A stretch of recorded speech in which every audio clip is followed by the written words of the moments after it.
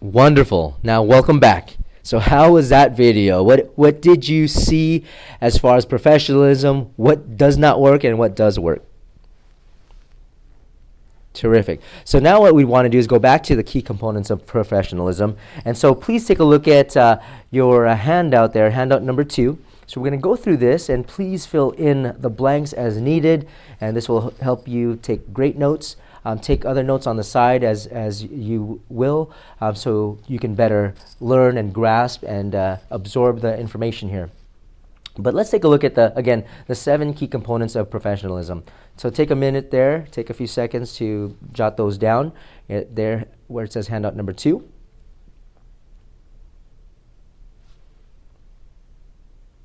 All right, now let's go ahead and break down each one of these points. First point, specialized knowledge. Your talent or learned skill as well as your career-specific knowledge. And as you see here, you have some fill-in-the-blanks as well, so go ahead and do that. These specialized skills or the knowledge are things like what you're doing right now through your distance learning. You're learning some new skills. You're going to acquire this over time through your focused effort, right? You're going to refresh this as well and update this throughout your career. So whatever you learn today over the next few months, you're continually going to do some continuing education, and you always want to be literally at the tip of the spear and be able to acquire that knowledge. And how do you do that? Well, taking extra courses, taking some continuing education, learning from other resources, being able to always get better. And my firm belief is we can always get better every single day, and even just a little bit allows us to get better over time. And a lot of this is learned in school by watching other skilled professionals. And that's where an internship or an externship comes in. The hands-on experience or through practice.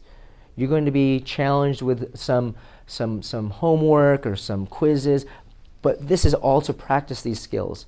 Again, one of my instructors many years ago said, perfect practice makes perfect. It's not just practicing, but it's perfect practice, because you want to practice the right things so that you can always do the right things. But that's where specialized knowledge comes into play. Next up is competency. Competency is what you do with your specialized skill and knowledge. See, when people say knowledge is power, well, to me, knowledge is potential power, right? Because the knowledge that you gain only becomes powerful when you actually get stronger at it, become competent, and then do something about that knowledge. So how do we do something with that specialized skill and knowledge that you'll be acquiring over these next many months and throughout your career? Well, take notes. Take great notes. As you're here in front of your computer, take notes. Take notes as you would so that you could teach this topic or this subject. That's how I learned, is because all I know is if you can teach somebody a topic or something, that means you've grasped it. You have the knowledge and it's yours. You've taken ownership of it. So take notes as you would to teach other people. Be prepared and plan ahead. Be prepared and plan ahead. You know, life is all about not planning to fail, but a lot of people, unfortunately, they fail to plan. And what we are asking you to do is be prepared and plan ahead. And this will increase your level of competency. Ask clarifying questions. Now, through our education medium that you're going through now, you can send us questions. We're going to be setting up forums so that you can have questions and have an opportunity to ask the questions that come up. So please ask clarifying questions. You know, the old adage is there's no dumb question. There's no wrong question, only the question that's not asked. So please ask clarifying questions. And as you become more competent, you'll ask less and less questions, but as you learn and grow in different areas, you'll ask more clarifying questions, if that makes sense. Strive for excellence in your work. Now, in my belief, I'm never going to be perfect, but I can always strive to be excellent and strive for excellence in your work. Is it just good? Are you okay to just be average and ordinary? You know, there's a book out there by Jim Collins. It's called Good to Great. And he says, the enemy of great is good. Sometimes we just settle. Sometimes we just think average and ordinary is okay. Sometimes being good is fine. Well, I want to challenge you to strive for greatness, to strive for excellence in your work. Double and triple check your work for errors. Some people rely just on spell check, but take a look at it 2 or 3 times. Have somebody else take a look at your work just to make sure, but you always want to double and triple check your work for errors. And take pride in your written communications. A lot of times, especially now in this day and age, we're so into texting, and when we email, we start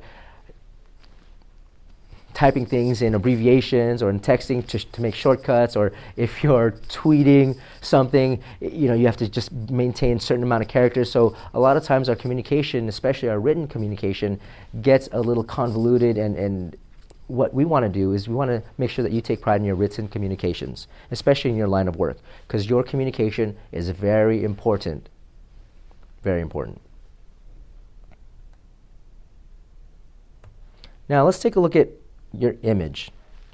Image is what you wear, how you look, how you present yourself, how you conduct yourself. So how do you want other people to see you? And that's really what image is about, right? It's what other people see for themselves about you. Now, and a lot of times, unfortunately or fortunately, my question always is, how many times can you make a first impression? And with that, how great of a first impression do you want to make? And a lot of times it's what you wear, how you look, how you present yourself, how you conduct yourself, and somebody will make their own judgment based on that. And in a little bit, we're going to talk about dressing for success. But to me, being professional, that image, I heard one time before, how you do anything is how you do everything. How you do anything is how you do everything. So for me, professionalism isn't just something that you turn on like a light switch, that you can just turn on and off all the time. Professionalism is who you are, or the lack of professionalism is who you are.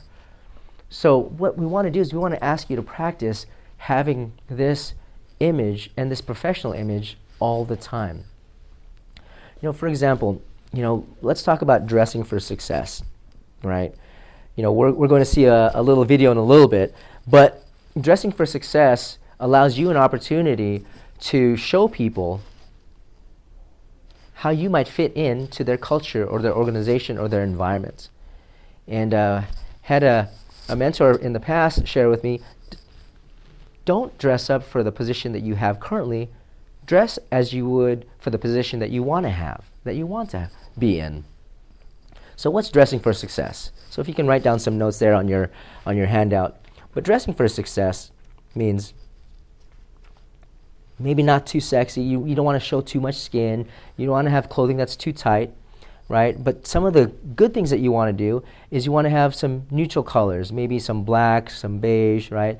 You don't want to you want to stay with solid colors, right? You want to stay with conservative patterns, right? You don't want to be too extreme and too flashy. At the same time, you want to show your professionalism. So, for example, no logos. Some people wear political statements or expressive statements on their clothing. That, unfortunately, may or may not lead to some generalizations about you and what you stand for. So, again, no political statements or expressive statements. Let's wear practical professional shoes, right? There are certain environments where you are going to go to work, and you want to make sure that you wear professional shoes and practical shoes. You might be going up and down some stairs many times. You might be walking from one area of the office to another. You want to make sure that you can do that comfortably, right? Minimize or cover tattoos. Some people do have tattoos, and what we want to do is we want to make sure we, again, cover them up, or as much as possible, minimize those tattoos. And even at our campuses, we do have availability for our Closet for Success, where we can potentially have you as a student write an essay and be able to access our closet of success, where we literally have brand new clothing from head to toe, including accessories for both men and women, where if somebody needs to wear some professional clothes for an interview and they just don't happen to have any, they just need to write a simple essay talking about 3 different points, and we'd be able to allow them access. And including in that is some things that could cover and help cover tattoos. Please wear conservative jewelry if you're going to wear jewelry, especially those earrings, right? Sometimes those earrings might unfortunately get caught in something, so you want to minimize the big hoops, and you just want to be conservative in terms of the jewelry that you wear. Professional, appropriate hairstyles. What we want to do is we want to be able to wear hairstyles that give you an opportunity to show your true colors. So please make sure that you wear hairstyles that don't cover your face, that we're able to see your face. For ladies, pull your hair back as much as you can, or put your hair back. For gentlemen, cleaner cuts, things like that, but keep them professional. Keep them very professional.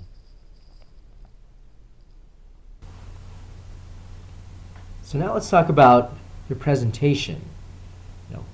On your handout there, it says confidence. You gotta look people in the eye. You gotta look them in the eye. Isn't it great when somebody greets you with a warm smile, with a firm handshake, and they look you right in the eye? That shows confidence.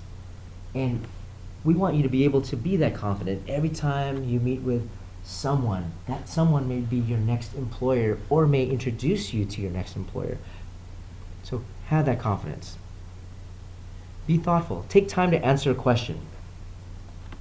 Whether in an interview or in your workplace, as a student, when you're learning, sometimes people, they already have an answer in mind even before they hear the question. So take your time, listen to the question, and take your time to answer that question. Be organized. The next point there on your handout is be organized, be concise, well organized, and use lists. What's helped me out in my career is priority management. I like to write lists down. What do I need to get done today? What are the tasks that are the most important that I need to get done today? And I write that list out, and it feels so great every time I get to check it off and say, I'm done. Stephen Covey says in his book, First Things First, you gotta do and prioritize and take action on those first things, the most important. So again, be concise, be well organized, and use those lists. Be knowledgeable.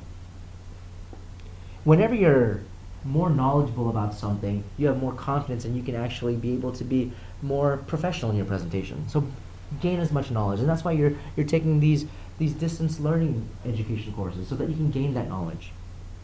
Be well prepared. There's an adage that says most people don't plan to fail, they just fail to plan. Well, be well prepared for your career, for your education, as you prepare for your career. The one that's most prepared is probably going to have the best opportunity to shine. So be well prepared. Also, use appropriate language and good grammar. Use appropriate language and good grammar. Nowadays, we live in a world with our smartphones, so we're texting, we're tweeting, we're emailing. Even when we email, sometimes we use abbreviations, and when we tweet or when we text, there's only a certain number of characters, so we tend to shorten or do abbreviations. But we've got to use appropriate language and good grammar. This is a great practice to have in order to present ourselves in the best light. Now, what I'd like to do, as we talked about earlier, dressing for success and presentation and being professional, what I'd like you to see is a video about dressing for success and being professional, what not to do, what to do, things like that. So pay attention to some of those things, enjoy the video, and we'll get back together in a couple minutes.